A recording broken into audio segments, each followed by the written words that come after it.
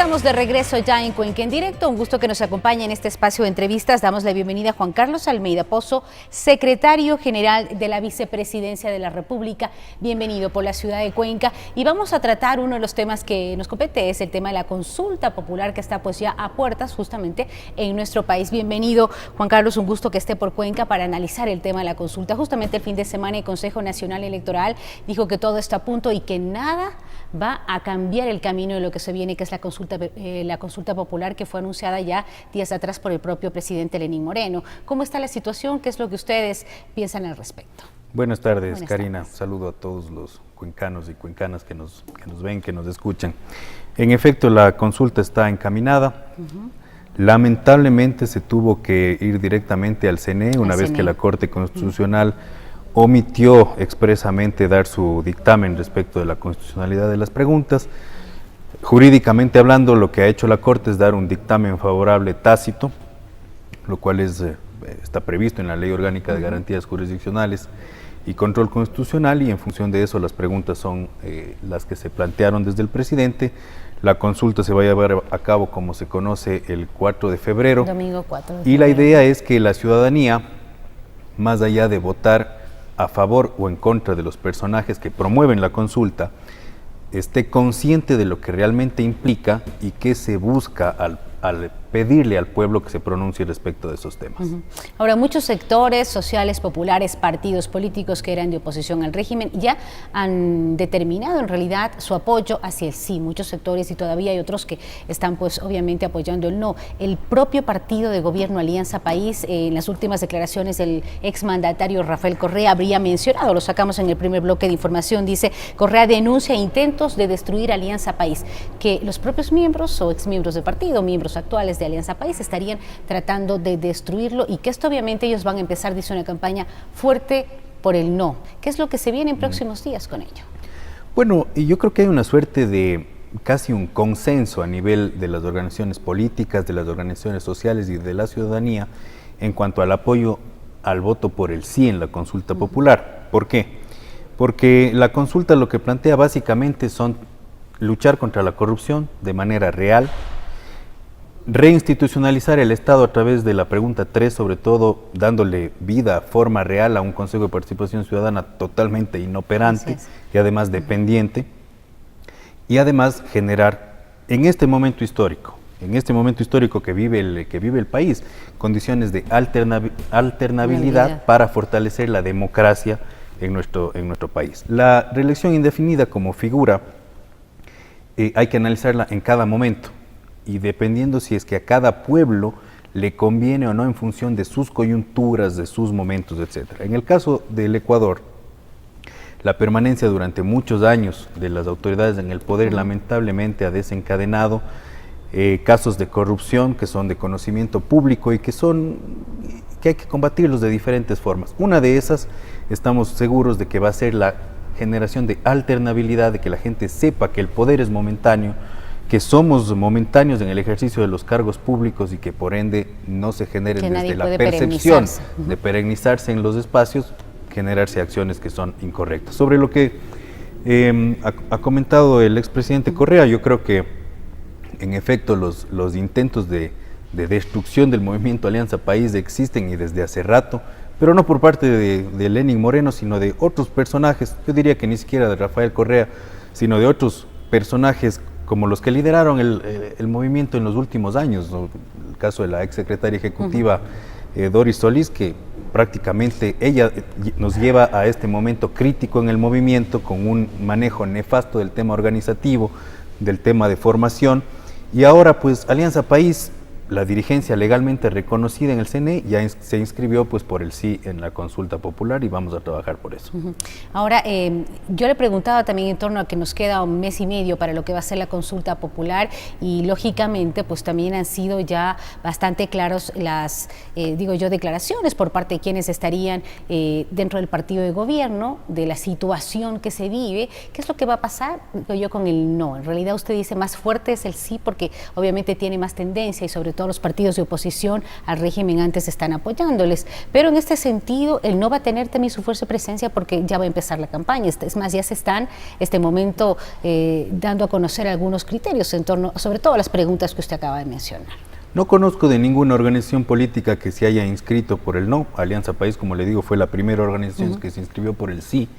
Y le pongo el caso de Azuay, para poder visibilizar cuál es la situación aquí respecto del respaldo a una u otra posición, que es legítima que en un movimiento haya posiciones diversas.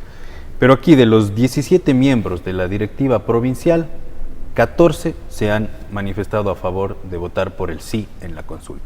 Solo 3 se mantienen en la posición de votar no. Uno de ellos, además, ni siquiera está en ejercicio de sus funciones porque está suspendido por ética. Entonces, es un tema muy mayoritario. En la provincia del Guayas, de 30 directores cantonales, 26 se pronunciaron a favor del sí. Entonces, eso se replica en prácticamente todas las provincias. La reunión que se llevó a cabo en Esmeraldas fue eso, una reunión que en términos cuantitativos y cualitativos no tuvo mayores efectos y no tiene ninguna legitimidad. Entonces, Alianza País, sus bases como tal, van a votar por el sí. Ahora, mi equipo de redacción me acababa de mencionar que dentro del Twitter, que antes había un Twitter de Alianza País y al momento hay un Twitter que dice Revolución Ciudadana. Sí. ¿Va a volver a ver el Twitter de Alianza País para que obviamente, digo yo, la ciudadanía también, estamos claros en que la división es muy notoria, así es, muy notoria, pero en este sentido, ¿el movimiento maneja sus ideales, Alianza País o Revolución Ciudadana? Bueno, Alianza País es del movimiento de la Revolución Ciudadana.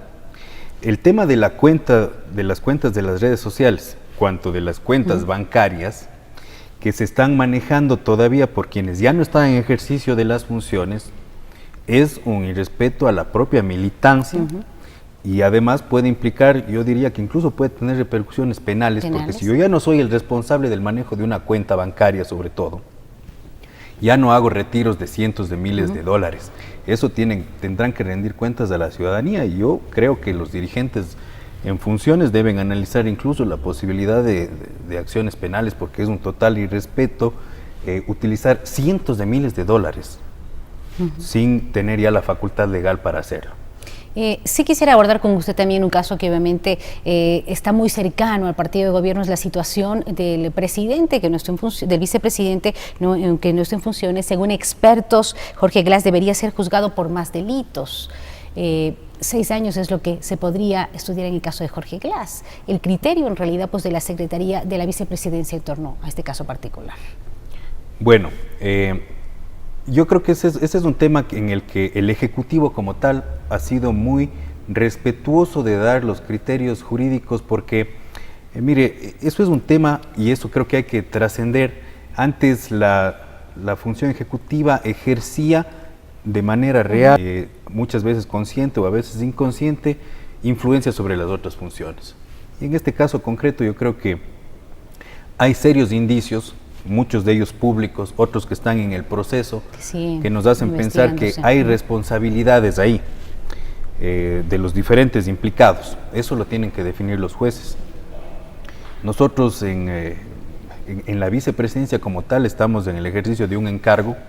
Así es. Cuando el encargo culmine, bien sea porque el ingeniero Glass sea absuelto o bien sea porque al ser ratificada su culpabilidad, al ser, mejor dicho, validada, al ser validada esa o al prolongarse el tiempo de ausencia más allá de 3 meses y el encargo se hace permanente, o independientemente de quién asuma ese rol, pues bueno, la justicia es la que se va a pronunciar en concreto sobre los temas penales.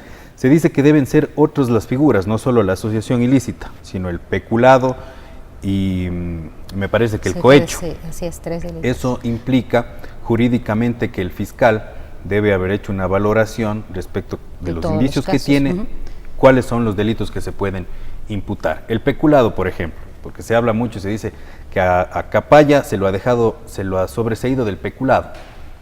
Bueno, el peculado implica que yo pruebe que hice mal uso de recursos públicos.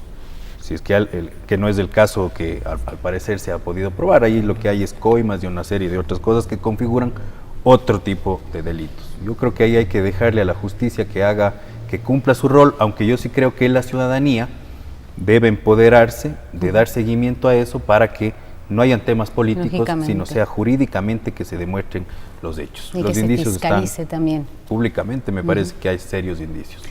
Antes de finalizar, nada más ya sobre el tema de la consulta popular, pues en realidad, ¿por qué estar de acuerdo? ¿Por qué estar con el sí de la consulta popular? Sabemos todos que es algo democrático, que la consulta ha sido pedida por el pueblo, que los temas en realidad son temas también solicitados por el pueblo en diferentes sectores, pero ¿por qué apoyar a la consulta popular? Hay 7 preguntas, los temas son diversos, pero creo que podemos resumirlos. Primero, en la lucha anticorrupción. No se puede permitir que quien ha delinquido como consecuencia del paso del tiempo pueda volver a ejercer un cargo público impunemente. Lo que estamos justamente viviendo en el país, ¿verdad? Para que no se pueda repetir.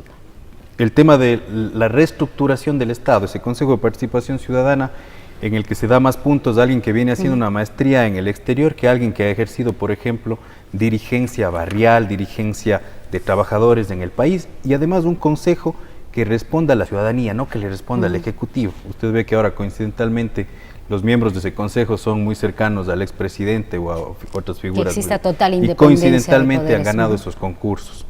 Y el tema fundamental, uno de los temas claves, es el tema de la alternabilidad, también como mecanismo para fortalecer la democracia e incluso también como mecanismo alternativo, como uno de los que coadyuva con la lucha contra la corrupción.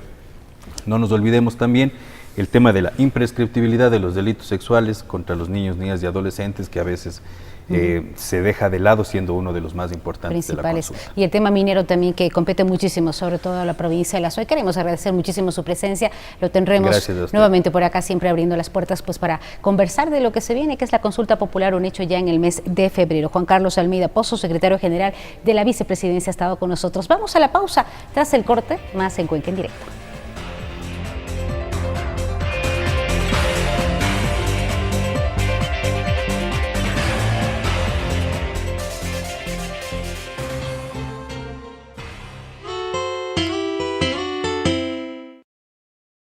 ¿Quieres saber qué hemos hecho en la alcaldía? Hablemos de cifras. 26 farmasoles por toda la ciudad. $500,000 invertidos en 7 nuevas farmacias y 2 puntos de salud. 300,000 recetas emitidas a bajo costo. 4,5 millones de beneficiarios en 3 años. Pero estos son solo números. Lo importante son los niños, las madres, los adultos mayores, la gente que ahorra en medicina a bajo costo. Y se vienen 4 nuevos farmasoles y más asistencia médica a gente de bajos recursos. Cuenca